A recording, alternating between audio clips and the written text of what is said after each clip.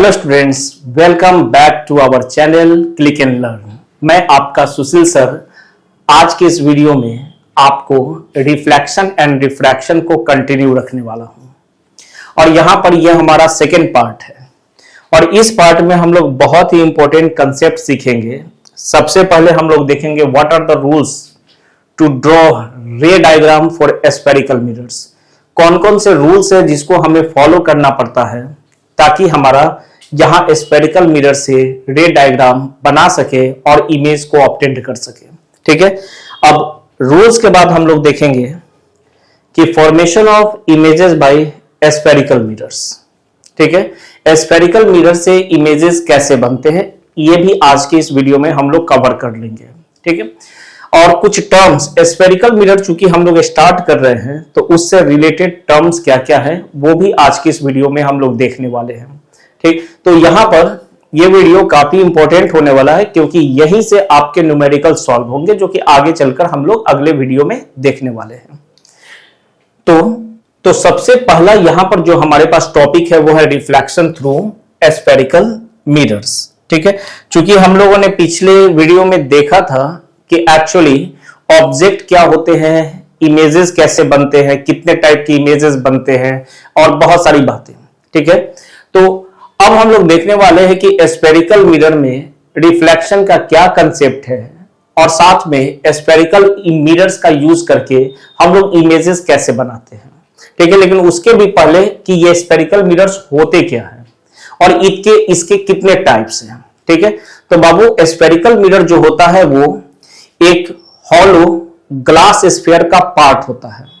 आपके पास एक hollow glass sphere है, इसके किसी भी पोर्शन को आप कट करोगे तो ये इस शेप का आपके पास वो ऑब्टेन्ड होगा, थिन ग्लास। अब इसमें क्या करना है, आपको कोई भी एक पार्ट को पेंट कर देना, सिल्वर पेंट कर देना है, मतलब पॉलिश सरफेस बना देना है। तो दूसरा जो पार्ट होगा वो रिफ्लेक्टिंग सरफेस हो जाएगा। सपोज करो ये जो बाहर निकला हुआ सरफेस है इसको हम लोग पेंट कर लेते हैं, तो ये जो कर्व्ड इनवर्ड सरफेस है इट इज रिफ्लेक्टिंग सरफेस। और ऐसा भी हो सकता है कि हम लोग ये सरफेस पेंट कर दे तो ये जो बाहर जो आउटवर्ड कर्व्ड है वो हमारा रिफ्लेक्टिंग सरफेस होगा। चलो समझते हैं इस बात को। सबसे पहले डेफिनेशन क्या हो गया, A spherical mirror is that mirror whose reflecting surface is a part of hollow sphere of glass। ठीक है, इसका जो रिफ्लेक्टिंग सरफेस होता है वो एक हॉलो ग्लास स्फीयर का पार्ट होता है। ठीक है, the reflecting surface of A spherical mirror may be curved inward और आउटवर्ड। ठीक है, डिपेंडिंग अपॉन दैट सिचुएशन कि वो रिफ्लेक्टिंग सरफेस कर्व्ड इनवर्ड है कि आउटवर्ड है। हमारे पास दो टाइप के मिरर्स हो जाते हैं स्फेरिकल मिरर, एक होता है कॉनकेव और दूसरा कॉन्वेक्स। चलो इसको अच्छे से समझते हैं। सपोज करिए आपके पास ये ग्लास का स्फीयर है, ये सर्कल नहीं, ये स्फीयर है और हमने क्या किया यहां पे कि इस ग्लास स्फीयर में से इस पोर्शन को कट कर लिया। ठीक है, इस पोर्शन को हमने कट कर लिया, ये वाला पोर्शन हमने काट लिया। ठीक है, ये वाला पोर्शन काट लिया। काटने के तुरंत बाद हमने क्या किया, इसका जो बाहर वाला पोर्शन है जो कर्व्ड आउटवर्ड है इसको पेंट कर दिया। ठीक है, इसको क्या कर दिया, इसको पेंट कर दिया, जो बाहर वाला सरफेस है। ठीक है, जो बाहर वाला सरफेस है उसको हमने क्या किया है कि यहां पेंट कर दिया है। ठीक है, तो ये जो कर्व्ड इनवर्ड सरफेस है, ठीक है, the curved inward surface is the reflecting surface. ठीक है, तो रिफ्लेक्टिंग सरफेस। तो बाबू वैसा स्फेरिकल मिरर जिसका रिफ्लेक्टिंग सरफेस कर्व्ड इनवर्ड है, इस टाइप के मिरर को हम लोग बोलते हैं कॉनकेव मिरर। इसको क्या बोलेंगे, कॉनकेव मिरर। ठीक है, तो कॉनकेव मिरर का क्या डेफिनेशन हो गया, concave mirror is the spherical mirror whose reflecting surface is curved inward. इसका जो रिफ्लेक्टिंग सरफेस होगा वो अंदर की तरफ रहेगा। ठीक है, कर्व्ड अंदर की तरफ रहेगा। ठीक है, सिमिलरली ऐसा भी सिचुएशन आ सकता है कि हम इस ग्लास स्फीयर का, ठीक है, ये पार्ट कट कर ले, इस पार्ट इतने पोर्शन को हमने कट कर लिया। इसके बाद हमने क्या किया कि जो कर्व्ड इनवर्ड पोर्शन है इसको हमने सिल्वर पेंट कर दिया, ठीक है, इसको पॉलिश कर दिया, तो ये कहलाएगा non reflecting surface, non reflecting surface. और जो दूसरा पार्ट है जो पेंटेड नहीं है, ठीक है, ये हो जाएगा the curved outward surface is the reflecting surface, is the reflecting surface, is the reflecting surface। और इस टाइप के जो मिरर्स आपके पास बनेंगे, इस मिरर को हम लोग बोलते हैं कॉन्वेक्स मिरर, ठीक है। तो कॉन्वेक्स मिरर का क्या डेफिनेशन आप दे सकते हो? It is A type of the spherical mirror whose reflecting surface is bulging outward या curved outward, दोनों में से आप जो बोल दो, ठीक है। तो कुल मिला जुलाकर हमारा स्फेरिकल मिरर क्या है? ये ग्लास स्फीयर का एक पार्ट है जिसका या तो कर्व्ड आउटवर्ड या कर्व्ड इनवर्ड रिफ्लेक्टिंग सरफेस बनता है, ठीक है। अगर कर्व्ड इनवर्ड रिफ्लेक्टिंग सरफेस है तो उसको हम लोग कॉन्केव मिरर बोलेंगे, अगर कर्व्ड आउटवर्ड रिफ्लेक्टिंग सरफेस है तो इसको हम लोग कॉन्वेक्स मिरर बोलेंगे। तो कुल मिला जुलाकर हमारे पास जो स्फेरिकल मिरर है ये दो टाइप के हो गए, एक हो गया कॉन्केव मिरर और दूसरा हो गया कॉन्वेक्स मिरर, ठीक है।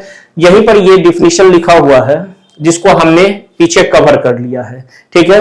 तो इस डिफिनेशन को आप कलेक्ट कर लेना, जो पीछे हम लोग बात किए एग्जैक्टली वही चीज यहां पर लिखा हुआ है।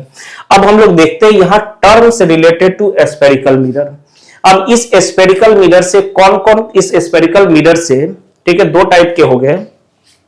ये वाला हमारे पास आ गया बाबू कॉनकेव मिरर, ये हो गया कॉनकेव मिरर, ठीक है, ये। और इसका जो रिफ्लेक्टिंग सरफेस है वो कर्व्ड आउटवर्ड है, तो ये हो गया कॉन्वेक्स मिरर, ठीक है, convex mirror.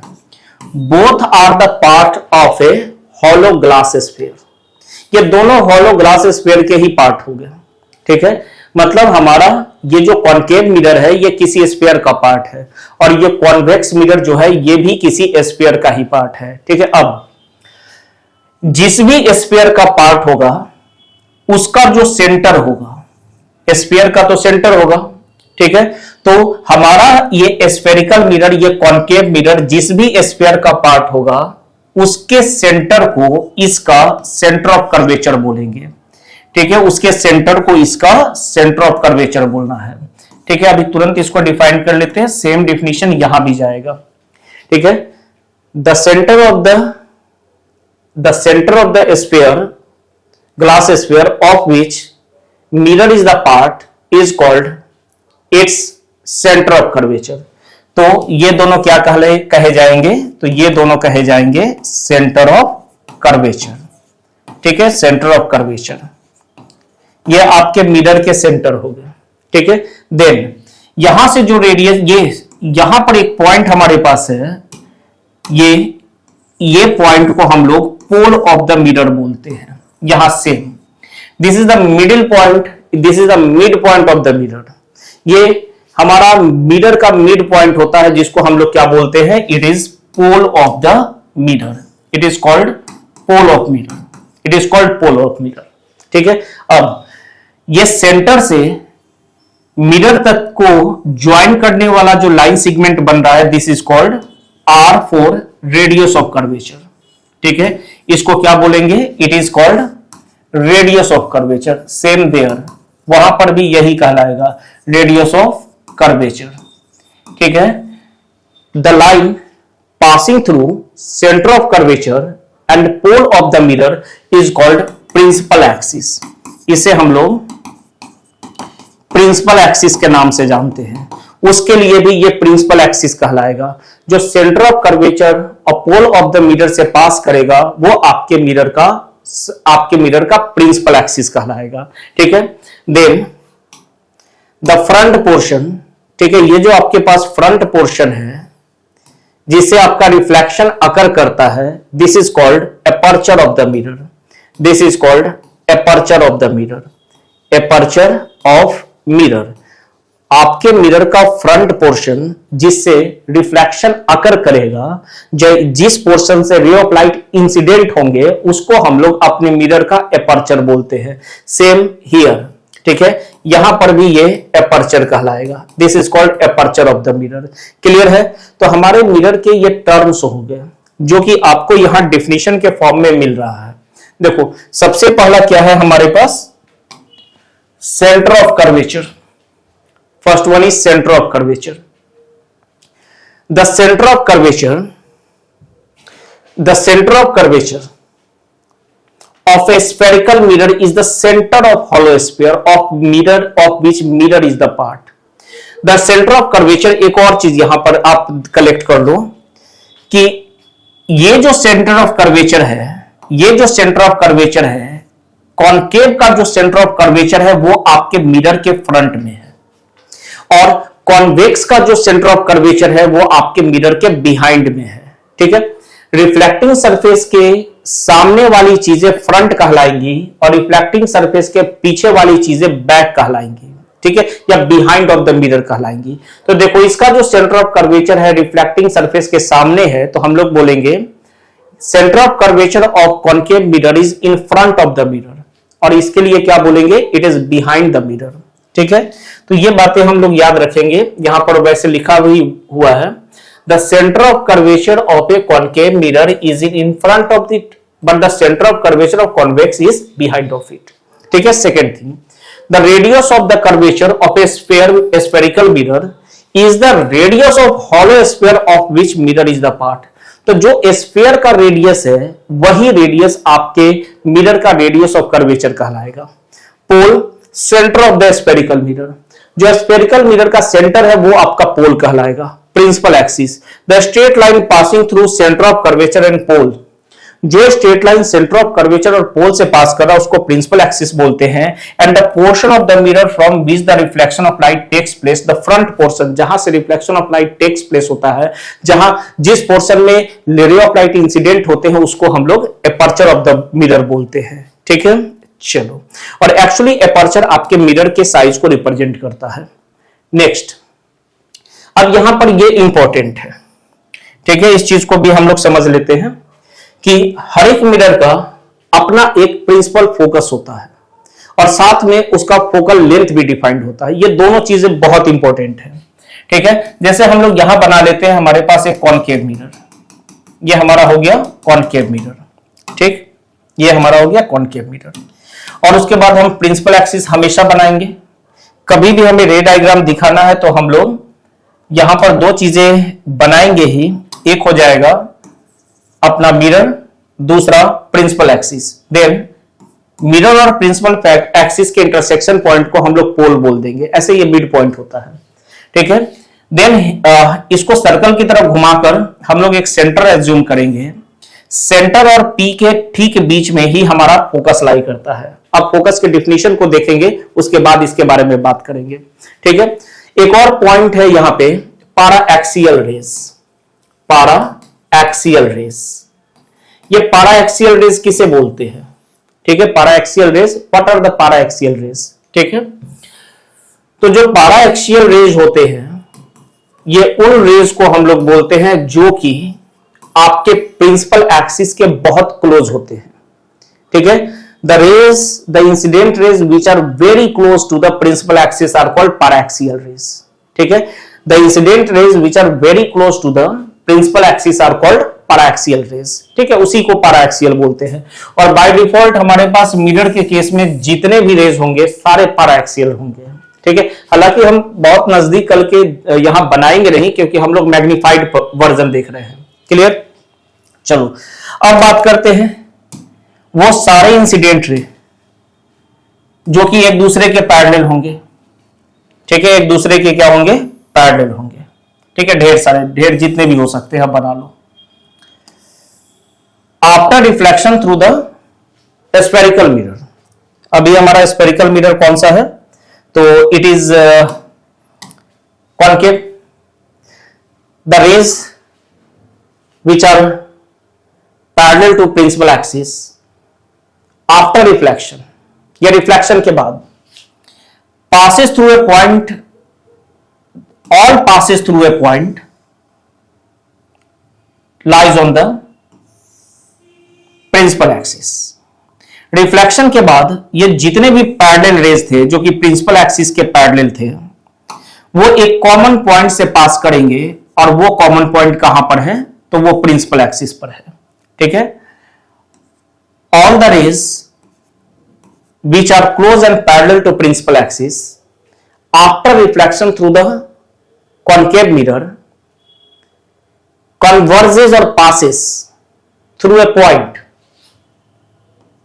lies on the principal axis and this point is called principal focus of the concave mirror। इसी पॉइंट को हम लोग अपने कॉन्केव मिरर का प्रिंसिपल एक्सिस बोलते हैं, सॉरी प्रिंसिपल फोकस बोलते हैं। ठीक है, and the distance of this principal focus from the pole of the mirror is called its focal length, और इसी प्रिंसिपल फोकस का जो पोल से डिस्टेंस होगा इसी को हम लोग क्या बोलते हैं, इसको हम लोग फोकल लेंथ बोलते हैं। ठीक है, एक और चीज एक बार और हम लोग यहां पर बोल सकते हैं इस बात को कि ये जो प्रिंसिपल फोकस है, ठीक है, प्रिंसिपल फोकस जो है of concave mirror is in front of it. ये क्या है, इसके इन फ्रंट में है, इन फ्रंट ऑफ मिरर। दूसरा एक और चीज हम बोल सकते हैं, चूंकि एक्चुअली रिफ्लेक्टेड रेज इसको इंटरसेक्ट किए हैं, इंटरसेक्ट करके बना रहे हैं, मतलब इस पॉइंट पर रिफ्लेक्टेड रेज का एक्चुअल इंटरसेक्शन हो रहा है, तो हम लोग बोल सकते हैं ये प्रिंसिपल फोकस क्या होगा, वो रियल होगा। ठीक है, प्रिंसिपल फोकस क्या होगा, इसका रियल होगा, क्योंकि हम लोग पीछे पढ़े हैं कि अगर रिफ्लेक्टेड रेज सही में मीट करते हैं तो वहां रियल चीजें बनती हैं। तो एक्चुअल मीटिंग हो चुका है इस पॉइंट पर आपके रिफ्लेक्टेड रेज का, तो हम बोलेंगे इसका फोकस रियल है। ठीक है, ये तो हो गया किसका, तो ये हो गया हमारे पास कॉन्केव मिरर का केस। ठीक है, डेफिनेशन भी हो गया और साथ में हमने कुछ पॉइंट्स भी कलेक्ट किए, ये भी आप ऑब्जर्व कर लीजिएगा। पीछे हम लोग चलते हैं। देखो, principal focus and focal length of concave mirror, definition लिखा हुआ एग्जैक्टली वही जो हम डिक्टेट किए थे, एक बार पढ़ लेते हैं। The principal focus of a concave mirror is a point on its principal axis to which all the light rays which are parallel and close to axis converges or meets after refraction from the concave mirror. It is denoted by capital F. ठीक है, a concave mirror has a real focus. हमने बोला ही है इस बात को, क्योंकि actual intersection हो चुका है, ठीक है, रिफ्लेक्टेड रेज का, तो ये रियल ही होगा। फिर क्या बात की, the focus of concave mirror is in front of it, वहां पर उसके सामने है। एक और चीज है, चूंकि ये पैरेलल रेज को एक सिंगल पॉइंट पर कन्वर्ज करा रहा है, सारे रेज जब एक पॉइंट पर आकर मिलते हैं तो इनको कन्वर्जिंग रेज बोलते हैं। ठीक है, आपके कॉन्केव मिरर ने क्या किया कि जो भी पैरेलल रेज थे उनको एक सिंगल पॉइंट पर कन्वर्ज कराया, इसलिए इस मिरर को हम लोग कन्वर्जिंग मिरर के नाम से भी जानते हैं। इसलिए इस मिरर को हम लोग कन्वर्जिंग मिरर के नाम से भी जानते हैं। बच्चों याद रखिएगा, एफ से हम लोग प्रिंसिपल फोकस को रिप्रेजेंट करेंगे, कॉन्केव के लिए यह रियल होता है, उसके सामने होता है, और हम अपने कॉन्केव मिरर को कन्वर्जिंग मिरर के नाम से भी जानेंगे। क्यों, क्योंकि इसने सारे पैरेलल रेज को एक पॉइंट पर कन्वर्ज कर दिया, और जिस पॉइंट पर कन्वर्ज किया है उसी का नाम हमने प्रिंसिपल फोकस रखा है। अब इस प्रिंसिपल फोकस की जो दूरी होगी पोल से, इसको हम लोग फोकल लेंथ के नाम से जानेंगे, इसको हम लोग फोकल लेंथ बोलेंगे। ठीक है, नेक्स्ट, यही वो डिफिनेशन है फोकल लेंथ का। The focal length of a concave mirror is the distance between its pole and principal focus. Pole और प्रिंसिपल फोकस के बीच का जो डिस्टेंस है उसी को हम लोग फोकल लेंथ बोलते हैं। ठीक है, it is denoted by small F. ठीक, एक और चीज याद रखना, यहाँ पे एक्चुअली हम लोग इसको साइन कन्वेंशन में देखेंगे, लेकिन याद कर लीजिए जो आपके कॉन्केव मिरर का फोकल लेंथ होता है वो निगेटिव होता है। थोड़ा सा इसको रख लो, क्योंकि यहां से पढ़ते पढ़ते जब वहां तक चलेंगे तो ये पूरा अच्छे तरीके से याद हो जाना चाहिए। Focal length of concave mirror is negative, focal length of concave mirror is negative. चलो अब दूसरी तरफ चलते हैं। दूसरा हमारे पास मिरर है कॉन्वेक्स मिरर। ठीक है, second mirror is convex mirror. ठीक है, फटाक से हमने क्या किया, देखो हम अपने रिफ्लेक्टिंग सरफेस को कर्व आउटवर्ड बना लिए। ठीक है, उसके बाद हमें क्या पकड़ना है यहाँ पे, तो हमें प्रिंसिपल फोकस पकड़ना है। ये हमारा हो गया सॉरी प्रिंसिपल एक्सिस पकड़ना है। एंड ये हमारा पोल, इट इज P। हमें कौन से रेज लाने हैं? तो पैरेलल। ठीक है, ये रहा तुम्हारा पहला पैरेलल रेज, यहां से आप सेकंड ले लो, एक और ले लो, ठीक है, एक और ले लो। ये आपके पीछे जाएंगे नहीं, ये इस मिरर का काम है कि जो पैरेलल रेज आएंगे उनको ये डाइवर्ज करेगा, जो कभी एक दूसरे से मिल नहीं सकते हैं। तो यहां थोड़ा सा ट्रिक है, डायग्राम बनाने के लिए आप क्या करोगे कि पहले ही अपने सेंटर ऑफ कर्वेचर और P के बीच के पॉइंट को फोकस लिख देना। ठीक है, उसके बाद आपका एक और काम होगा कि जितने भी इंसिडेंट पॉइंट है यहां से उसको डॉटेड ज्वाइन करिएगा, सारे इंसिडेंट पॉइंट को डॉटेड ज्वाइन कर लेना, ऐसे करके जहां जहां रेज इंसिडेंट हुआ है, पैरेलल रेज इंसिडेंट हुआ है, सबको ऐसे डॉटेड ज्वाइन करिएगा। ठीक है, उसके बाद आप क्या करोगे, देन सेकंड में हम लोग क्या करेंगे कि उन सभी को हम लोग ऐसे करके बाहर स्ट्रेट निकालेंगे। ठीक है, एग्जैक्टली स्ट्रेट निकालना है उनको, इसको भी हम लोग एग्जैक्टली स्ट्रेट निकालेंगे, same here and same here. ठीक है, थोड़ा बहुत आप देख लेना इसको। ठीक है, तो ये जो रेज है ये आए टकरा कर मिरर से ऐसे डाइवर्ज हो गए। ठीक है, डाइवर्ज हो गए, लेकिन जब ये रेज आपके आई में इंटर करेंगे तो तुम इनको कैसे ऑब्जर्व करोगे कि these rays are appears to coming in a straight direction from the point F। तो यहां पर एक्चुअल मीटिंग नहीं हुआ है, यहां पर the rays, the diverging rays appears to come from a point which lies on the principal axis, and this is called principal focus. This is called principal focus of the convex mirror. अब इसका focus कहां लाई कर गया?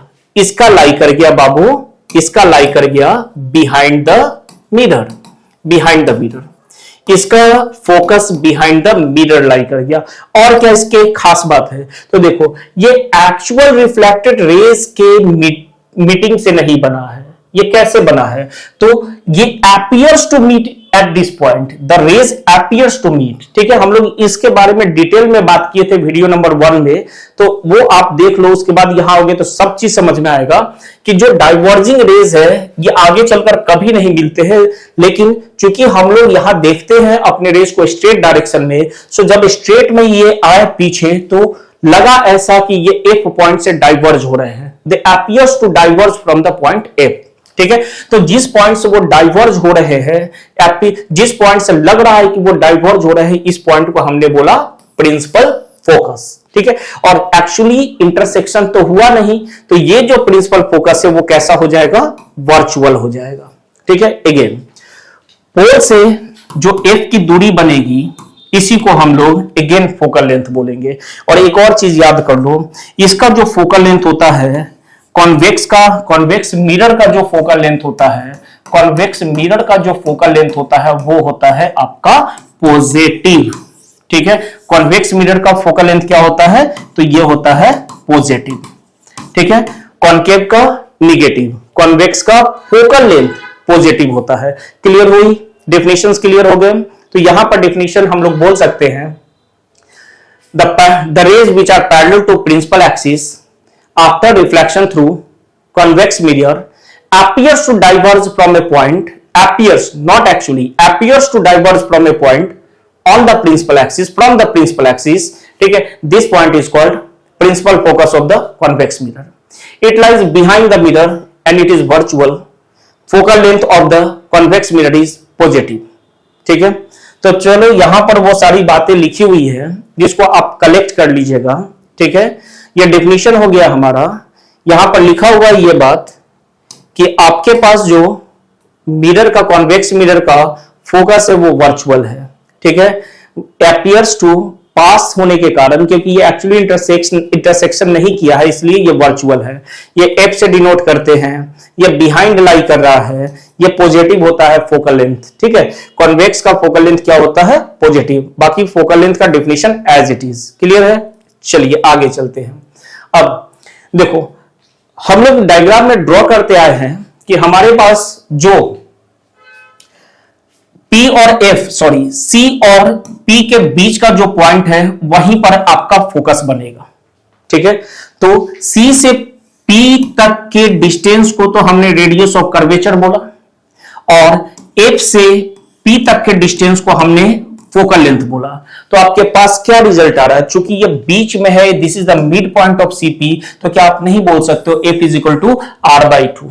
ठीक है, तो जो focal length होता है वो रेडियस ऑफ कर्वेचर का हाफ होता है, या आप इसको ऐसे भी लिख सकते हो, radius of curvature is twice of the focal length. This is the relation जिसको डायरेक्ट हमें रखना है। ठीक है, ये रिलेशन आपको डायरेक्ट रख जाना है कि जो फोकल लेंथ होता है दोनों के केस में वो half of the radius of curvature होता है, या रेडियस ऑफ कर्वेचर आपके फोकल लेंथ का डबल होता है। चलो, अब ये भी बहुत इंपॉर्टेंट कंसेप्ट है कि जैसे हम लोग लॉ ऑफ रिफ्लेक्शन को अप्लाई करने के लिए हम लोग नॉर्मल का यूज करते हैं। जब तक नॉर्मल ड्रॉ नहीं करेंगे तब तक पता नहीं चलेगा कि एंगल ऑफ इंसिडेंस क्या है और एंगल ऑफ रिफ्लेक्शन क्या है, क्योंकि नॉर्मल से जो इंसिडेंट रे एंगल बनाता है उसी को हम लोग एंगल ऑफ इंसिडेंस बोलते हैं, और नॉर्मल से जो रिफ्लेक्टेड रे एंगल बनाता है उसको एंगल ऑफ रिफ्लेक्शन बोलते हैं, और ये दोनों बराबर होते हैं।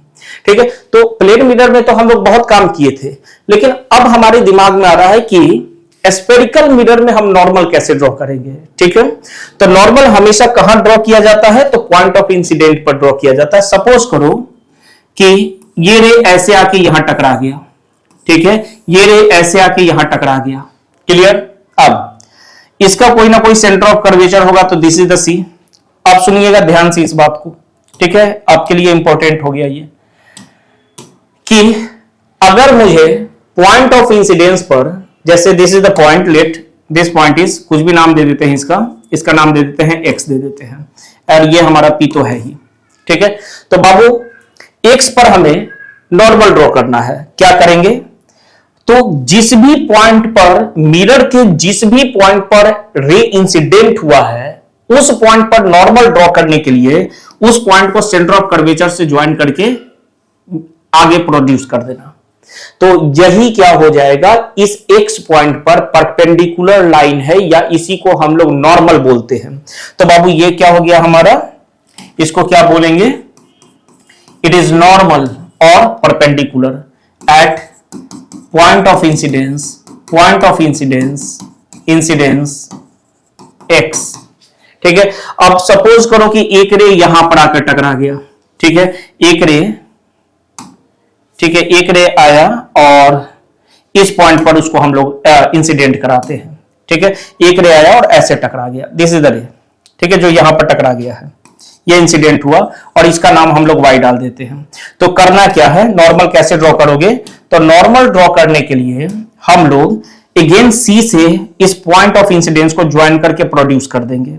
तो ये क्या कहलाएगा, नॉर्मल कहलाएगा इस पॉइंट ऑफ इंसिडेंस पे। क्लियर, तो C से रट जाइए, सेंटर ऑफ कर्वेचर से, दोनों केस में सेंटर ऑफ कर्वेचर से मिरर के किसी भी पॉइंट को ज्वाइन करेंगे तो वो उस पॉइंट पर नॉर्मल कहलाएगा या परपेंडिकुलर हो जाएगा। ठीक है, अब इंसिडेंट रे और नॉर्मल के बीच में जो एंगल बना, this is called angle of incidence. और रूल क्या बोलता है, जितना एंगल ऑफ इंसिडेंस बनाया है उतना ही एंगल ऑफ रिफ्लेक्शन दिखाते हुए ये रिफ्लेक्ट कर जाएगा। देखिए यही रूल था आपका। ठीक है, similarly this is angle of incidence, और इसी एंगल को, इतने ही एंगल को बनाते हुए ये क्या हो जाएगा, ये आपका रिफ्लेक्ट कर जाएगा। ये चला गया, ये सेम एंगल बनाता हुआ, लगभग थोड़ा बहुत आगे पीछे हो रहा है लेकिन उसको समझिएगा। ठीक है, एक और बहुत ही इंपॉर्टेंट पॉइंट हम लोग कंसेप्ट यहां सीख लेते हैं कि जो आपका प्रिंसिपल एक्सिस है उसको ध्यान से अब देखो। तो प्रिंसिपल एक्सिस बाबू ऑटोमेटिक पॉइंट C और मिरर के पॉइंट P को ज्वाइन करते हुए पास किया है। मतलब सेंटर ऑफ कर्वेचर से मिरर के किसी भी पॉइंट को ज्वाइन करने से नॉर्मल मिलता है, तो ये प्रिंसिपल एक्सिस ऑटोमेटिक इस पॉइंट P पर नॉर्मल हो गया। ठीक है, तो प्रिंसिपल एक्सिस ऑटोमेटिक आपके मिरर पर नॉर्मल होता है। मतलब अब कभी भी पॉइंट P पर कोई रे ऑफ इंसिडेंट होगा, कोई रे इंसिडेंट होगा, तो ये नॉर्मल यहां ऑलरेडी ड्रॉ किया हुआ, आपको फिर से ड्रॉ करने की जरूरत नहीं, आपका ये प्रिंसिपल एक्सिस ही नॉर्मल है। तो ये कहलाएगा आपका एंगल ऑफ इंसिडेंस, और इतना ही एंगल बनाता हुआ वो फिर क्या हो जाएगा, रिफ्लेक्ट कर जाएगा। ठीक है, तो कंसेप्ट क्लियर कि अगर हमें स्फेरिकल मिरर में नॉर्मल ड्रॉ करना है तो पॉइंट ऑफ इंसिडेंस को सी से ज्वाइन करना है। ठीक है, चलो यहां देखते हैं। सपोज को ये रे आया, ठीक है, यहां पर आया, this is called point of incidence, let X. हम कैसे नॉर्मल ड्रॉ करेंगे, तो यहां पर हम एक पॉइंट ले लेते हैं, ये हमारा सी रहेगा। तो हम सी को पॉइंट ऑफ इंसिडेंस से ज्वाइन करके, सी को पॉइंट ऑफ इंसिडेंस से ज्वाइन करके हम आगे प्रोड्यूस कर देंगे। ये क्या हो गया, नॉर्मल। ये कौन सा एंगल है, आई। इतना ही एंगल बनाता हुआ वो बाहर भी निकलेगा, देखो रिफ्लेक्शन अकर कर गया, वेरी सिंपल। ठीक है, तो ये आपका हो गया कि आप लॉ ऑफ रिफ्लेक्शन को कैसे यहां पर ऑब्जर्व करोगे। ठीक है, तो लॉ ऑफ रिफ्लेक्शन के लिए हमें आई और आर चाहिए, उसके लिए नॉर्मल चाहिए, तो नॉर्मल कैसे ड्रॉ करेंगे वो आप सीख चुके हो। ठीक है, नाउ द वेरी इंपॉर्टेंट, अब आप लोग पहले ही वीडियो में ये जान चुके थे कि किसी भी इमेज को बनाने के लिए पॉइंट ऑब्जेक्ट से दो रेज निकालने की जरूरत पड़ती है। ठीक है, और ऑब्जेक्ट से रेज कौन कौन से लेने हैं, रिफ्लेक्शन के बाद वो कैसे पास करेगा, ये सारा चीज यहां रूल्स में हम लोग देखेंगे। मतलब कुल मिला जुलाकर 3-4 रूल्स हैं, और इन्हीं 4 रूल में से किसी 2 रे को उठाना है। मतलब 4 रूल्स रे के लिए हैं, ठीक है, और 4 में से 2 उठाना है, जिससे हम लोग इमेज का फॉर्मेशन करेंगे। ठीक है, सो इंपॉर्टेंट। पहला क्या है, रूल नंबर 1, पैरेलल रे। ठीक है, parallel ray, actually parallel ray is parallel to principal axis, हमेशा फोकस से पास करेगा।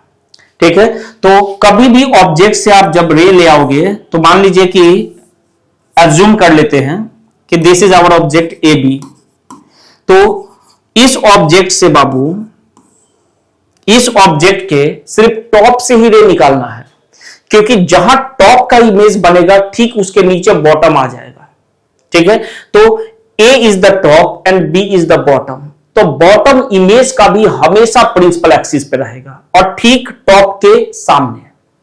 तो बॉटम के लिए हमें चिंता नहीं करनी है, हमें टॉप दिख गया तो उस टॉप को वापस से वर्टिकल लाएंगे और प्रिंसिपल एक्सिस तक लाएंगे, तो हमारा बॉटम भी मिल जाएगा। ठीक है, तो हमें सिर्फ टॉप का इमेज चाहिए, तो टॉप से कितने रेज, तो 2 रेज निकालना है। एक पहला ये बोलता है कि अगर आप यहां से पैरेलल ले लेकर आते हो, ठीक है, तो let it is C and it is F and it is P, तो ये हमेशा आपके फोकस से ही पास करेगा रिफ्लेक्शन के बाद। रूल नंबर 1, जो प्रिंसिपल एक्सिस के पैरेलल रे आएंगे वो रिफ्लेक्शन के बाद फोकस से पास करेगा 100%। किस केस में, कॉनकेव के केस में। कॉन्वेक्स के केस में क्या होगा, चूंकि इसका सेंटर ऑफ कर्वेचर पीछे है, इसका फोकस भी पीछे है, तो जब रे यहां पैरेलल इंसिडेंट करेगा तो ये एक्चुअली पास तो कर नहीं सकता, क्योंकि मिरर के पीछे कोई रे जाता नहीं है, तो it appears to diverge from the focus, ये फोकस से डाइवर्ज होते हुए दिखेगा। ठीक है, ये आपका कन्वेक्स का केस हो गया। ठीक है, देखो, passes through the focus in concave mirror, parallel raise focus से पास करेगा। appears to come from focus in convex, ये लगेगा कि फोकस से निकल के आ रहा है, याद रखेंगे इसको। ठीक है, तो रूल नंबर 1 आपका कंप्लीट है। चलो देखते हैं rule number 2, rays through focus becomes parallel. ठीक है, मतलब let C it is F and it is P, जो भी रेज फोकस से पास करता हुआ इंसिडेंट होगा, जो भी रेज फोकस से पास करता हुआ इंसिडेंट होगा, जो भी रेज फोकस से पास करता हुआ इंसिडेंट होगा, ठीक है, जो भी रेज फोकस से पास करता हुआ इंसिडेंट होगा बाबू, वो रिफ्लेक्शन के बाद प्रिंसिपल एक्सिस के पैरेलल गुजरेगा। ठीक है, वो रिफ्लेक्शन के बाद प्रिंसिपल एक्सिस के पैरेलल गुजरेगा। फोकस से इंसिडेंट हुआ रे रिफ्लेक्शन के बाद प्रिंसिपल एक्सिस के पैरेलल हो जाता है।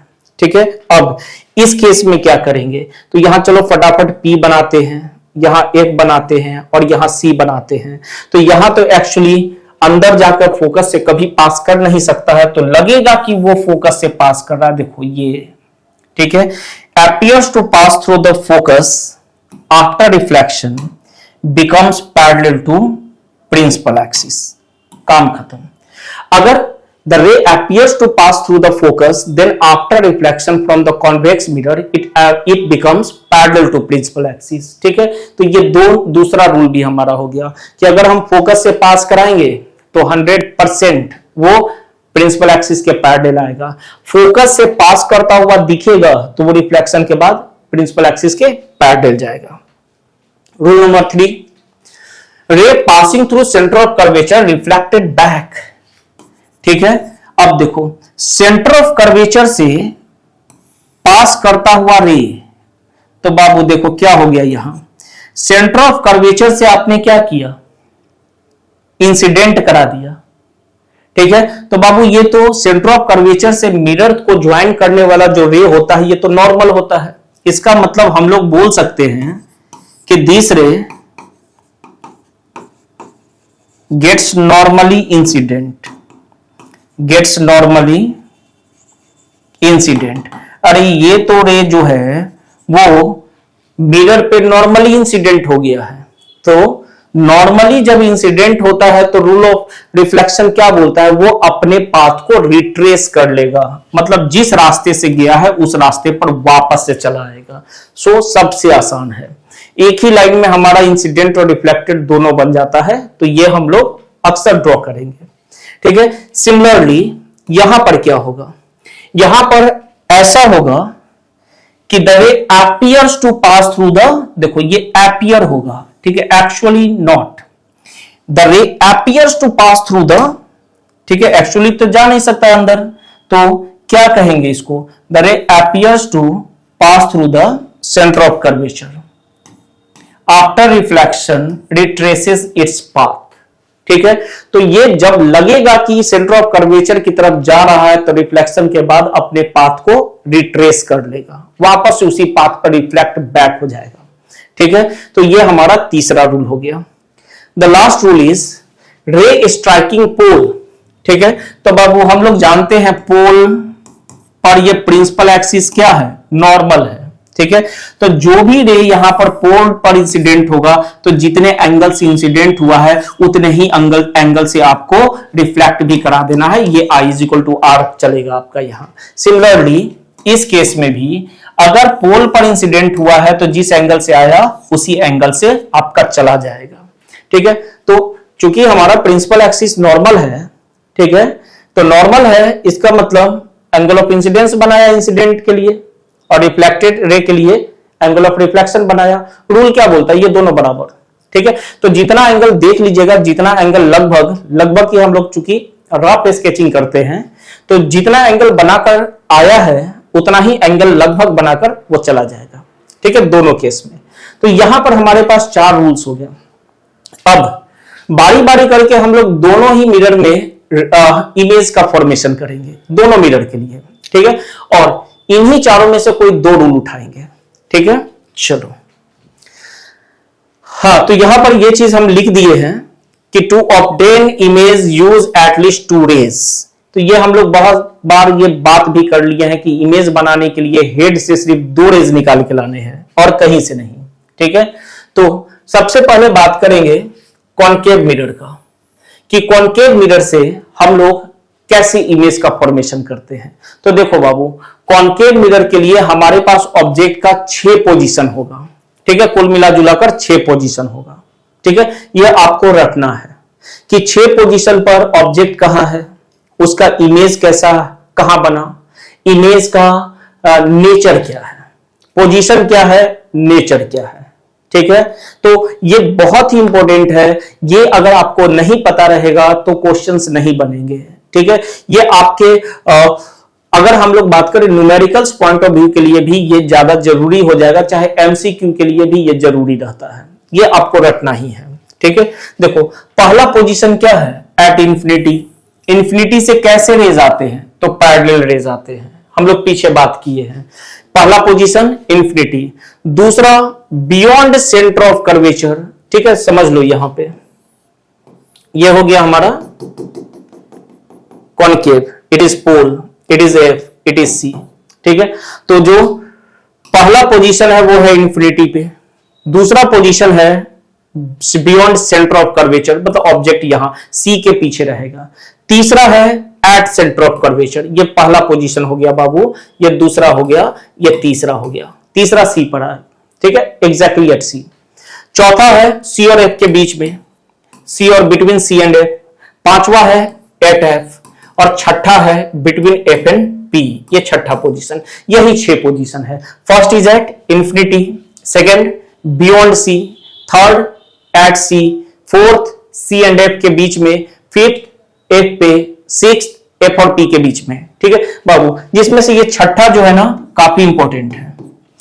इन सब के लिए सेम बात कि यहां पांचों केस में रियल इमेज बनेगा। अभी ही रट लीजिए इस बात को, पांचों केस में रियल बनेगा, ठीक है, इधर से पांचों केस में। और वो एक ऐसा केस है जो आखिरी केस जो है वो वर्चुअल बनाएगा, और साथ में वर्चुअल के साथ बड़ा इमेज बनाएगा, जिसको मैग्नीफाइड बोलते हैं, ठीक है, या इनलार्ज्ड बोलते हैं।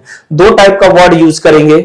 अगर ऑब्जेक्ट से इमेज बड़ा बना तो हम बोलेंगे मैग्नीफाइड है इमेज या इनलार्ज्ड है। अगर ऑब्जेक्ट से छोटा बना तो हम बोलेंगे डिमिनिश्ड है, ठीक है, डिमिनिश्ड है, छोटा है इमेज, अगर छोटा डिमिनिश्ड, इमेज अगर बड़ा मैग्नीफाइड या इनलार्ज्ड। क्लियर है? तो वो छठा वाला पोजीशन रट लो अभी, उसके बाद तो हम लोग रे डायग्राम देखने ही वाले हैं। इस छठे वाले पोजीशन पर हमारा इमेज वर्चुअल के साथ साथ ये मैग्नीफाइड है, ठीक है, और यही आपका मेन डिफरेंस है आपके कॉन्वेक्स के साथ, ये वर्चुअल और मैग्नीफाइड, ठीक है। और कॉन्वेक्स के लिए भी याद कर लो कि वो सिर्फ और सिर्फ वो रियल बनाता ही नहीं है, वो वर्चुअल बनाएगा और छोटा बनाएगा, सिर्फ वर्चुअल एंड छोटा। ये रियल भी बनाएगा, अगर वर्चुअल बनाया तो मैग्नीफाइड। तो अगर आपके क्वेश्चन में है वर्चुअल एंड मैग्नीफाइड तो बोलोगे ये है। अगर वर्चुअल डिमिनिश्ड है तो कॉन्वेक्स है। ये वर्चुअल में डिमिनिश्ड नहीं बनाता है, ये वर्चुअल में मैग्नीफाइड बनाता है और रियल बनाता है। वो रियल नहीं बनाता है, वर्चुअल बनाता है। वर्चुअल में कैसा? डिमिनिश्ड बनाएगा, छोटा इमेज बनाएगा, ठीक है। चलो देखेंगे। First is object as infinity. Object कहां गया? इंफिनिटी में गया। तो इंफिनिटी से कैसे रेज लाओगे? तो इंफिनिटी से हम पैरेलल रेज लेकर आते हैं। चलो ये रहा फर्स्ट रे, और एक और रेज, 2 रेज लाने हैं, तो ये रहा सेकेंड रे। रूल में जाकर देख लीजिए, जो प्रिंसिपल एक्सिस के रेज पैरेलल होते हैं वो रिफ्लेक्शन के बाद कहां से पास करते हैं? तो फोकस से, ठीक है। कहां से पास कर गया? फोकस से। तो बाबू प्रिंसिपल एक्सिस से हाइट जनरेट ही नहीं हुआ। हाइट जनरेट होता तब ना बॉटम प्रिंसिपल एक्सिस पर और उसका हेड थोड़ा ऊपर रहता, लेकिन ये एग्जैक्टली हेड से रेज लेकर आए हैं, और वो हेड भी कहां लाई कर गया? प्रिंसिपल फोकस पे, और टेल तो पहले से लाई करता है प्रिंसिपल फोकस पे। तो ये साइज कैसा कहलाएगा? तो पॉइंट साइज कहलाएगा। समझिए इमेज का पोजीशन क्या है? तो image is eight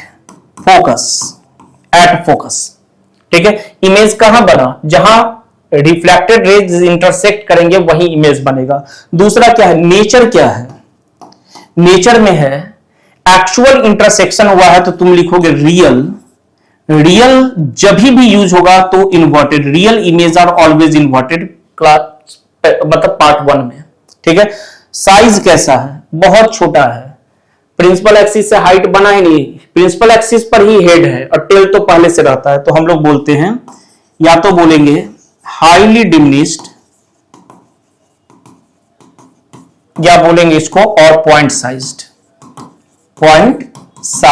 highly diminished और point sized. First position clear. Object जब इंफिनिटी पर है तो इमेज फोकस पे बनेगा, रियल इन्वर्टेड बनेगा, हाईली डिमिनिश्ड पॉइंट साइज्ड बनेगा, ठीक है।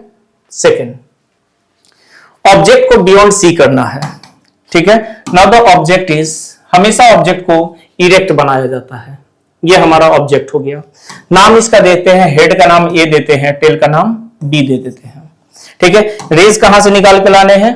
तो हेड से। कितने? 2, 4 में से 2 उठाओ। एक तो हमेशा हम लोग पैरेलल लाएंगे, बहुत अच्छा लगता है कि पैरेलल आएगा रिफ्लेक्शन के बाद ये हमेशा फोकस से पास करेगा, पास करा दिए। दूसरा क्या करोगे? दूसरा आप फोकस से पास कराकर इंसिडेंट करो, ठीक है। क्योंकि हैंड ड्राइंग है तो थोड़ा सा आगे पीछे हो सकता है। दूसरा कहां पास करा दिए? तो ये आपके फोकस से पास करा दिए। अब फोकस से जैसे ही पास करेगा बाबू, रिफ्लेक्शन के बाद प्रिंसिपल एक्सिस के पैरेलल हो जाएगा। ठीक है, देखो पैरेलल हो गया। अब रिफ्लेक्टेड देखो, ये हो गया इंसिडेंट रे, ये हो गया रिफ्लेक्टेड, ये हो गया इंसिडेंट, ये हो गया रिफ्लेक्टेड। रिफ्लेक्टेड रे कहां मिले हैं? तो यहां मिले हैं। तो जहां मिलेंगे वो ए का इमेज कहलाएगा, इसको बोलना ए डैश। क्योंकि एक्चुअल इंटरसेक्शन हुआ है इसलिए ये डार्क बनेगा, हमेशा कैसे बनेगा? डार्क। ठीक है, देखो डार्क इमेज बनाए हैं। ठीक है, कैसा बनाए हैं? तो डार्क बनाए हैं, ये रहा डार्क। ठीक है, टॉप को हमने ए नाम दिया, बॉटम को बोलेंगे इट इज बी डैश। ठीक है, अब खुद देखिए तो इमेज कैसा बना है? इन्वर्टेड बना है, बनना भी चाहिए क्योंकि रियल है, एक्चुअल इंटरसेक्शन है। ठीक है, तो आप यहां क्या लिखोगे? इमेज का पोजीशन कहां है? तो आप बोलोगे between C and A, centre of curvature और फोकस के बीच में है। ठीक है, नेचर कैसा है? तो हाईली मत बोलिएगा क्योंकि थोड़ा सा बड़ा बना है, तो आप बोलना डिमिनिश्ड। डिमिनिश्ड है, अभी तक डिमिनिश्ड है। साइज, सॉरी, नेचर में डिमिनिश्ड नहीं आएगा, साइज में आएगा डिमिनिश्ड, इट इज डिमिनिश्ड। और नेचर में क्या आएगा? एक्चुअल इंटरसेक्शन हुआ इसलिए रियल, और रियल है तो इसका भाई साहब इन्वर्टेड जरूर आएगा। तो ये रियल एंड इन्वर्टेड हो गया। ठीक है, सेकंड भी क्लियर? सेकंड रटेंगे, beyond C, image between C and F, diminished, real and inverted. ठीक है, चलो तीसरा है सेंटर ऑफ कर्वेचर पे। तो ये थोड़ा सा जो है ना, चूंकि हैंड ड्राइंग है तो एक्चुअल मिलता नहीं है ये, इसलिए हम लोग थोड़ा सा ट्रिक करेंगे। ठीक है, पहले से आप रट लो इस चीज को कि अगर हमारा ऑब्जेक्ट सेंटर ऑफ कर्वेचर पर है तो इमेज भी यही बनता है। ठीक है, और खास बात यह है कि ऑब्जेक्ट का साइज और इमेज का साइज दोनों बराबर हो जाता है। ऑब्जेक्ट का साइज और इमेज का साइज दोनों बराबर हो जाता है। ठीक है, अब यहां हैंड ड्राइंग में थोड़ा मुश्किल होता है इसलिए पहले से हम बना लिए इसको। अब रेज ले जाएंगे ये एफ के पैरेलल, सॉरी फोकस से ले जाएंगे। ये रिफ्लेक्शन के बाद कहां से पास करेगा? तो ये पास कर जाएगा बाबू पैरेलल टू प्रिंसिपल एक्सिस। दूसरा रे ले आएंगे बाबू हम पोल पे, तो सेम एंगल बनाता हुआ इसको बाहर भी ले जाना है, लेकिन उतना देखो ध्यान से करना है, इसको मिला देना है आपके हेड से, इमेज के हेड से मिला ही देना है, एंगल बराबर हो चाहे ना हो मिला देना है। ठीक है, तो ये हो गया ए बी और ये हो गया ए डैश बी डैश। ये हो गया incident reflected, incident reflected. Reflected raise जहां मिले वहां हेड का इमेज बन गया, और ठीक इसके वर्टिकल में आपके प्रिंसिपल एक्सिस पर क्या बन गया? तो बॉटम का इमेज बन गया। ठीक है, बॉटम का बनाना नहीं, ऐसे ही। ठीक है, तो बाबू इमेज का पोजीशन कहां पर है?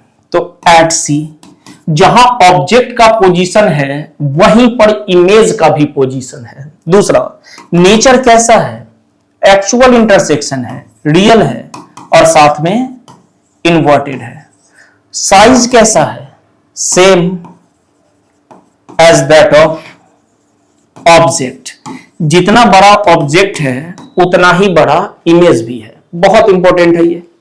ठीक है, आपको ऐसे करके पूछ देगा कि ऑब्जेक्ट का साइज और इमेज का साइज कहां पर बराबर होता है? तो सी पर बराबर होता है। जब सेंटर ऑफ कर्वेचर पर ऑब्जेक्ट रखेंगे तो इमेज भी वही बनेगा और उतना ही बड़ा बनेगा। ठीक है, लेकिन एक चीज है कि इन्वर्टेड होगा, उल्टा बनेगा यहां। ठीक है, देन 4 नंबर, अब हम सी और एफ के बीच में जा रहे हैं बाबू। अब हम लोग कहां जा रहे हैं? सी और एफ के बीच में, कहीं पर भी बनाइएगा। ठीक है, कहीं पर भी आपको बनाना है। यहां पे सी और एफ के बीच में एक ऑब्जेक्ट ऐसे ले लेते हैं और नाम क्या देंगे इसका? इसका नाम देंगे ए बी। कितने रेज निकालने हैं? तो 2 रेज। चलो निकालते हैं। यहां एक रेज हमेशा की तरह parallel to principal axis, after reflection passes through focus. ठीक है, दूसरा कौन सा रे ले? दूसरा रे हम लोग पोल पर इंसिडेंट करा देते हैं, दूसरा रे पोल पर इंसिडेंट करा देते हैं, ये रहा पोल पर इंसिडेंट। रिफ्लेक्शन के बाद कहां से जाएगा बाबू, तो ये उतना ही एंगल बनाता हुआ, ठीक है, उतना ही एंगल बनाता हुआ लगभग आपका पास कर जाएगा, ठीक है। अब जहां इंटरसेक्शन हुआ वहां हेड बना दीजिएगा और ठीक ऊपर में ले जाकर जहां इंटरसेक्शन हुआ वहां क्या बनाना है, हेड बनाना है, देखो ऐसे करके, ठीक है। नाम दीजिएगा इसका ए डैश और इसका नाम दीजिएगा बी डैश। अब खुद देखिए, ऑब्जर्व करिए इस बात को, जितना बड़ा ऑब्जेक्ट है उससे बड़ा इमेज बना, अब मैग्नीफाइड बनने लगेगा, ठीक है। पोजीशन ऑफ इमेज कहां पर है, तो अब सी के पीछे है, तो आप लिखना बियॉन्ड सी। जब इमेज ऑब्जेक्ट सी के अंदर गया तो इमेज सी से बाहर आने लगा, ठीक है। नेचर कैसा है बाबू, रियल है, एक्चुअल इंटरसेक्शन है तो रियल, और साथ में साफ साफ दिख रहा है कि ये इन्वर्टेड है, ठीक है। यहां क्या हमने लिखा था, it is beyond C, beyond C. बाबू साइज कैसा है, अब साइज हो गया मैग्नीफाइड, अब साइज हो गया मैग्नीफाइड, ठीक है। तो जब हम लोग सी और एफ के बीच में चले, सी तक बराबर आ चुका था, तो जैसे ही सी के अंदर ऑब्जेक्ट गया इमेज सी के बाहर गया, लेकिन अब ऑब्जेक्ट से वो बड़ा बनने लगा। शुरू में छोटा बन रहा था, सी पर आकर दोनों बराबर हुए, अब सी के अंदर इमेज बड़ा, सी के अंदर ऑब्जेक्ट आते ही इमेज गया सी से बाहर और बड़ा बनने लगा, ठीक है। तो चौथा पोजीशन हो गया। पांचवा देखते हैं। अब पांचवा पोजीशन में हम आ जाएंगे बाबू एफ पे, ठीक है। हम लोग एफ पर आ गए, अगेन नाम देंगे ए बी, ठीक है। It is A B, let A यहां, अच्छा चलो ठीक है, ए बी। दो रेज निकालने हैं, एक तो आप लेके चले आओ parallel to principal axis, parallel to principal axis, after reflection passes through the focus। दूसरा इंसिडेंट करा सकते हैं आप सी से, या नहीं तो पी पर ले आइए। और यहां थोड़ा सा ध्यान देना है कि हमारा रे एकदम पैरेलल निकलना चाहिए, ठीक है। ये पैरेलल निकलना है, ये रिफ्लेक्टेड हो गया, ये इंसिडेंट है, ये भी इंसिडेंट है। तो बाबू पैरेलल रेज जाकर कहां पर इंटरसेक्ट करेंगे, तो ये इंटरसेक्ट करेंगे जाकर एट इंफिनिटी पे, और जहां इंटरसेक्ट करेंगे वहां पर इमेज बनेगा। और देखो मान लो ये यहां पर इंटरसेक्ट किए हैं तो प्रिंसिपल एक्सिस से नीचे आएंगे और यहां पर इमेज बनाएंगे, देखो कितना बड़ा इमेज बन रहा है। हमेशा प्रिंसिपल एक्सिस के नीचे आकर इमेज बनाना है। मान लो इंफिनिटी पे जा रहा है तो इंफिनिटी पर और नीचे जाएगा ना, तो ये और बड़ा होते जाएगा। मतलब इस केस के लिए इमेज बन गया इंफिनिटी पे, नेचर क्या है, एक्चुअल नीचे ही जा रहा है, इन्वर्टेड हो रहा है, तो रियल बोलेंगे इसको, real and inverted.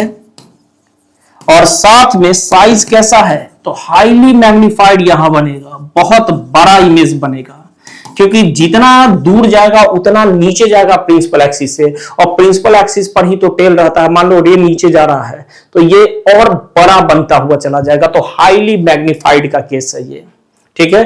Object focus पे है, इमेज इंफिनिटी पे, रियल और इन्वर्टेड इस केस में भी है, क्योंकि नीचे रह गया इसका मतलब उल्टा बनेगा ही बनेगा, तो इन्वर्टेड के साथ रियल, और बहुत नीचे जाकर ये मिलेगा इंफिनिटी पर, दैट मींस ये हाईली मैग्नीफाइड।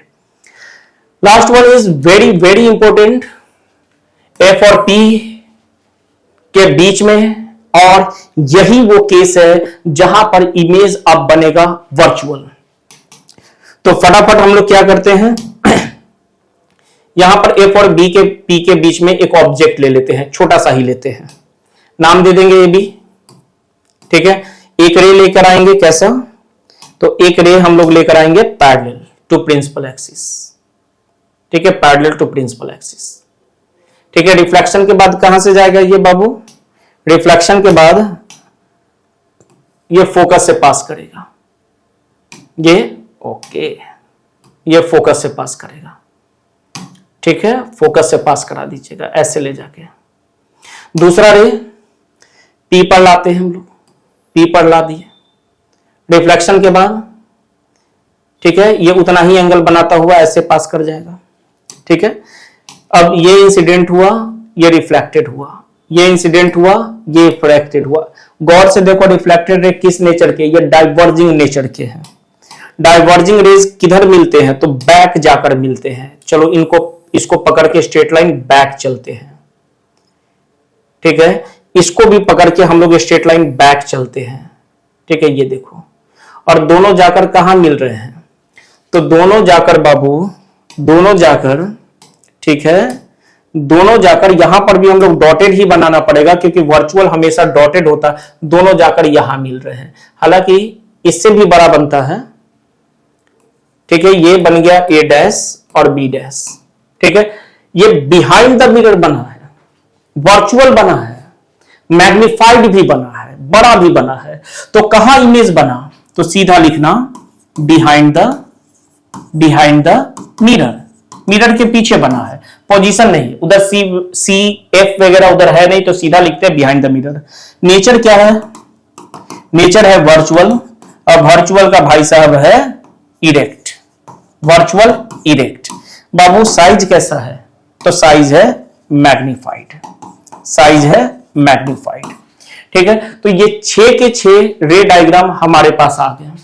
अब हम लोग यहां से आगे चलेंगे और यहां पर हम लोग सबको टेबल में ऑब्जर्व करेंगे। देखो 6 के 6 पोजीशन है, इन्फिनिटी पे फोकस, इन्फिनिटी पर object, image focus, real inverted, highly diminished, ठीक है। Beyond C, between C and F, real inverted, diminished, C पर, इमेज भी सी पे, real inverted, same size, C and F के बीच में, तो ये अब इमेज जाएगा बियॉन्ड सी, रियल इन्वर्टेड अब इनलार्ज या मैग्निफाइड बनाएगा। एफ पर रहेगा इंफिनिटी पे, real inverted, highly magnified. F और पी के बीच में behind the mirror, virtual erect, enlarged बनेगा। तो ये सभी चीजों को हम लोग देख चुके हैं, आपको टेबल के फॉर्म में इनको कलेक्ट करना है और साथ में याद भी करना है, ठीक है। चलो अब थोड़ा सा देख लेते हैं यूजेज ऑफ कॉनकेव मिरर, ठीक है। तो यूजेज ऑफ कॉनकेव मिरर में जो सबसे पहला यूज है बाबू, हम लोग टॉर्चेस, सर्च लाइट्स और व्हीकल हेडलाइट्स में पावरफुल पैरेलल बीम बनाने के लिए कॉनकेव मिरर का यूज करते हैं। अब ये कैसा कंसेप्ट है वो समझ लो। हम लोग क्या करते हैं कि बल्ब को इस कॉनकेव मिरर के फोकस पे रख देते हैं, और जब फोकस से रे ऑफ लाइट जाती है, क्योंकि बल्ब आ गया फोकस पे, तो ये सारे रेज फोकस से चूंकि पास कर रहे हैं, तो ये प्रिंसिपल एक्सिस के पैरेलल आ जाते हैं, और ये पैरेलल एक स्ट्रॉन्ग बीम की तरह काम करता है जो कि बहुत दूर ट्रेवल कर सकता है, ठीक है। तो ये तो हो गया हमारा पहला यूज। सेकेंड है, it is used by dentists to see large image of the teeth of patients, ठीक है। एक्चुअली कॉनकेव मिरर का यूज डेंटिस्ट लोग भी करते हैं। वो क्या करेंगे, इसे आपके टीथ के वेरी क्लोज ले जाएंगे, आपके टीथ के बहुत क्लोज ले जाएंगे। क्लोज ले जाने का मतलब आपका टीथ पी और एफ के बीच में आ गया, तो यहां पर इमेज जो बनेगा वो बिहाइंड बनेगा, वर्चुअल बनेगा, इरेक्ट बनेगा और मैग्निफाइड बनेगा, ठीक है। तो ये मैग्निफाइड इमेज वो देखकर अच्छे तरीके से समझ सकता है कि where is the issue, issue कहां है। सिमिलरली यही कंसेप्ट हम लोग सेविंग मिरर में यूज करते हैं, ठीक है। काफी क्लोज रखते हैं से मिरर को अपने फेस के, ताकि वो एक लार्जर इमेज बनाकर और larger image of the face बनाकर, ठीक है, स्मूथ सेविंग में हमारा मदद करता है। And the last one is, इसे हम लोग सोलर कॉन्सेंट्रेटर में यूज करते हैं, या सोलर फर्नेस उसको बोल लीजिए, क्योंकि सन बहुत ग्रेटर डिस्टेंस पर है, तो वहां से मान सकते हैं कि रेज पैरेलल आ रहे हैं। अब ये सारे रेज जो होंगे जब इससे टकराएंगे तो पैरेलल रेज को ये एक सिंगल पॉइंट फोकस पे कन्वर्ज करा देता है, ठीक है।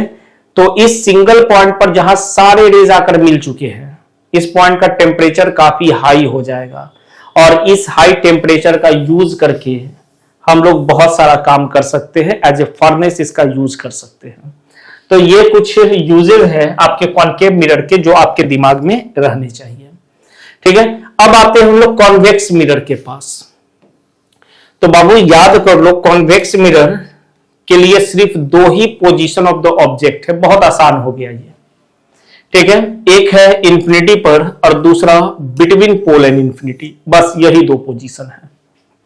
एक इंफिनिटी पे रखेंगे और दूसरा पोल और इंफिनिटी के बीच में रखेंगे। अब इन दोनों ही केस में जो इमेज बनेगा बाबू वो वर्चुअल बनेगा, वर्चुअल है तो इरेक्ट होगा और साथ में वो डिमिनिश्ड रहेंगे, ठीक है। मतलब आपका ये जो कन्वेक्स मिरर है हमेशा हर केस में वर्चुअल इरेक्ट बनाकर डिमिनिश्ड वर्चुअल इरेक्ट और डिमिनिश्ड इमेज बनाता है, ठीक है। ये आपको याद रखने वाली पॉइंट है। अगर आपसे किसी ने बोला कि वर्चुअल इमेज बना है तो वर्चुअल कौन कौन बनाता है, तो वर्चुअल आपका कॉनकेव भी बनाता है और वर्चुअल कॉन्वेक्स भी बनाता है, ठीक है। तो जब तक अब ये पता नहीं चलेगा कि वर्चुअल में मैग्निफाइड है या डिमिनिश्ड है, तो जैसे बोला गया वर्चुअल में मैग्निफाइड है तो तुम बोलना कॉनकेव हो गया, वर्चुअल में डिमिनिश्ड है तो वो कॉन्वेक्स हो गया। अगर किसी ने बोला रियल इमेज बना है तो रियल सिर्फ और सिर्फ कॉनकेव बना सकता है, रियल के लिए कॉन्वेक्स को कॉन्वेक्स पर जाने की जरूरत है ही नहीं। वर्चुअल दोनों बनाएंगे लेकिन कॉनकेव वर्चुअल मैग्निफाइड बनाएगा और ये वर्चुअल डिमिनिश्ड बनाएगा, ठीक है। चलिए अब हम लोग दोनों पोजीशन पर काम कर रहे हैं, ठीक है। तो जो ऑब्जेक्ट इंफिनिटी पर है वहां से आपको रेज लेकर आने हैं पैरेलल रेज लेकर आने हैं, ठीक है। तो ये रहा पैरेलल रेज, ये एक आया, ये दूसरा आया। अब आप तो जानते हो कि पैरेलल रेज फोकस से पास करता है, तो ये ऐसे पास करा देना, ठीक है। फोकस से ऐसे पास करा देना, रेज को डाइवर्ज करा देना। और जो इधर वाला सेक्शन है फ्रंट वाला उसको डार्क कर लीजिएगा। फ्रंट वाले सेक्शन को क्या करोगे बाबू, डार्क कर लेना, बिहाइंड वाले को डॉटेड ही छोड़ देना, एरो दे देना इंसिडेंट रिफ्लेक्टेड, ठीक है। तो जो इंफिनिटी के पैरेलल रेज है वो कहां से पास करते हुए दिख रहे हैं, कहां से इमर्ज करते हुए दिख रहे हैं, तो वो फोकस से, ठीक है। तो this is the place where the reflected ray appears to emerge, appears to diverge. So यही पोजीशन है, position of the image, this is the position of image, ठीक है। तो इमेज कहां बना, पोजीशन ऑफ इमेज कहां है, बिहाइंड द मिरर, मिरर के पीछे है, ठीक है। और कहां पर है, at F, behind the mirror at F, ठीक है। नेचर क्या है बाबू इसका, तो ये है वर्चुअल, क्योंकि रियल इंटरसेक्शन हुआ नहीं तो virtual plus erect, virtual and erect. Size कैसा है, तो एकदम हाईली डिमिनिश्ड है। क्यों, क्योंकि आपका जो हेड से आपने इमेज लेकर आया है वो हेड और टेल प्रिंसिपल एक्सिस पर ही है, मतलब पॉइंट साइज बन गया। हाईली डिमिनिश्ड बोलो या इसी को बोलो पॉइंट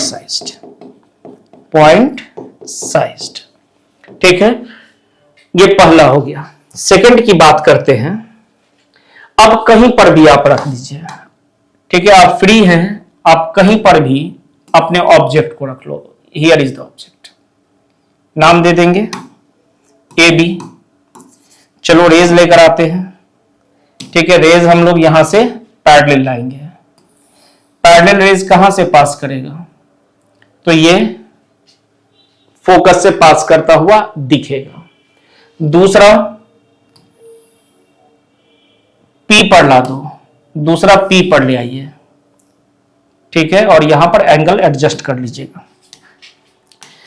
जो फोकस पैरेलल आया है दे emerges appears to emerge from the focus, ठीक है। ऐसे ये आया, ये गया, ठीक है। और यहां पर भी हमको इसको डार्क बनाना पड़ेगा, बिहाइंड द मिरर डॉटेड और फ्रंट में डार्क। देखो ये गया, ये आया, इंसिडेंट रेज एंड द, और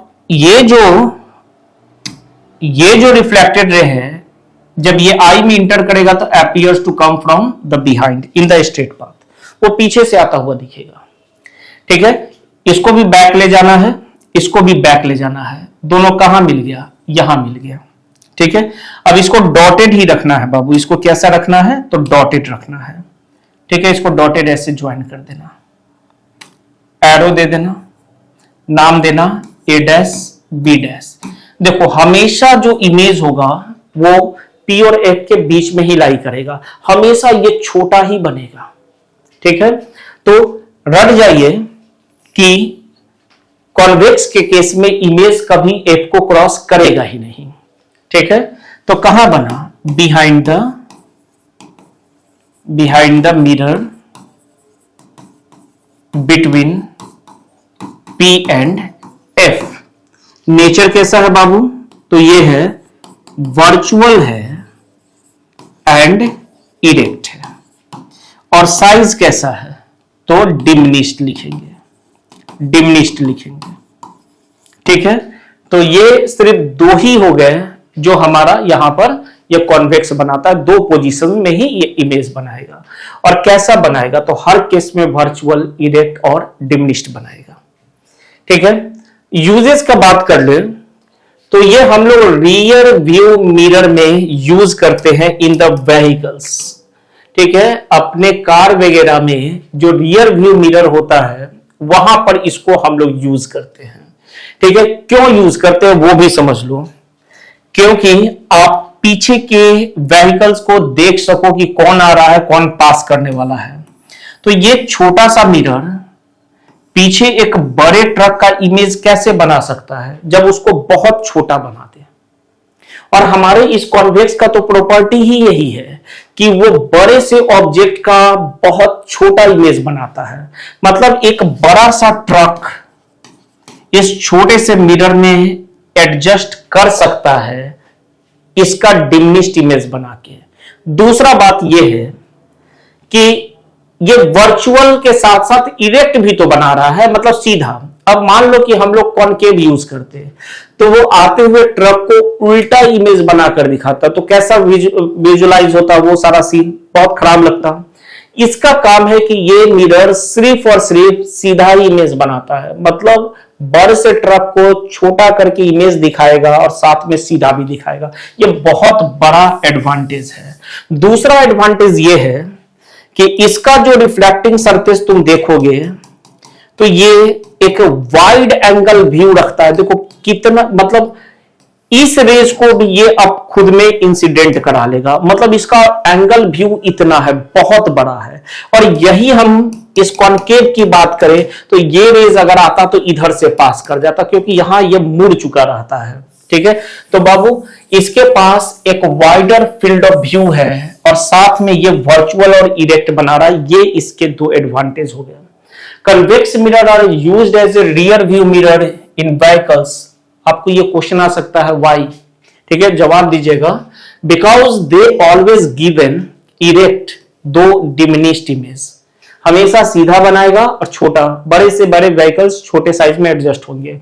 and they have a wide field of view because it curved outward. वो एक बड़े से पोर्शन को कवर करके पीछे का सारा सीन दिखा रहा है। तो ये दो एडवांटेज हो जाते हैं, इसलिए हम लोग कॉन्वेक्स मिरर को as a rear view mirror में यूज करते हैं। दूसरा, convex mirror are used at blind turns. ठीक है, जैसे सपोज करो यहां पर से एक एकदम तीखा मोड़ है ऐसे करके, तो यहां पर कॉन्वेक्स मिरर लगाया जाता है ताकि इधर के पर्सन को इधर का इमेज दिख जाए और इधर के पर्सन को इधर का इमेज दिख जाए। तो ये भी एक एडवांटेज ही है। एंड पहले यूज करते थे, used in shop as a security mirror, बिल्कुल सेम कंसेप्ट पे। तो ये तीन एडवांटेज है जो कि काफी बड़ा एडवांटेज है कॉन्वेक्स मिरर के लिए। भले ही ये रियल नहीं बनाता हो, लेकिन वर्चुअल में ही इसका बहुत बड़ा एडवांटेज है। अब ये कुछ हो गए हमारे पास टेबल कॉन्वेक्स मिरर के लिए। टेबल में सिर्फ दो ही पोजीशंस हैं, इन्फिनिटी और दूसरा बिटवीन इन्फिनिटी एंड पोल। दोनों ही केस में वर्चुअल बनाएगा, इरेक्ट बनाएगा। एक में हाईली डिमिनिश्ड बनाता है इन्फिनिटी वाले में, दूसरे में डिमिनिश्ड बनाता है। ठीक है, इमेज फोकस पे बनेगा या नहीं तो फोकस और पी के बीच में बनेगा। ठीक है, ऑलरेडी हम लोग पीछे देख चुके हैं, हालांकि टेबल आप कलेक्ट कर लीजिएगा। तो यहां पर हमने अपने स्फेरिकल मिरर से बनने वाली इमेजेस को कवर कर लिया है। ठीक है, अब अगले पार्ट में जो हमारा लास्ट पार्ट रहेगा रिफ्लेक्शन के लिए, वहां हम लोग मिरर फॉर्मूला देखेंगे, साइन कन्वेंशन देखेंगे, पहले तो साइन कन्वेंशन फिर मिरर फॉर्मूला देखेंगे एंड देन देखेंगे मैग्निफिकेशन। काफी इंपॉर्टेंट रहता है मैग्निफिकेशन। ठीक है, वहां से भी एमसीक्यू बन सकते हैं, तो उसके पूरे कंसेप्ट को ब्रेक करके देखा जाएगा। ठीक है, और साथ में ढेर सारे न्यूमेरिकल्स करेंगे, बहुत अच्छे अच्छे न्यूमेरिकल्स करेंगे, एमसीक्यू करेंगे, असर्शन रीजन करेंगे। तो यहां पर यह हमारा पार्ट पूरे तरीके से कंप्लीट हो जाएगा। ठीक है, तो इंतजार करते हैं नेक्स्ट वीडियो का। तब तक के लिए good bye and thanks all of you for watching this video.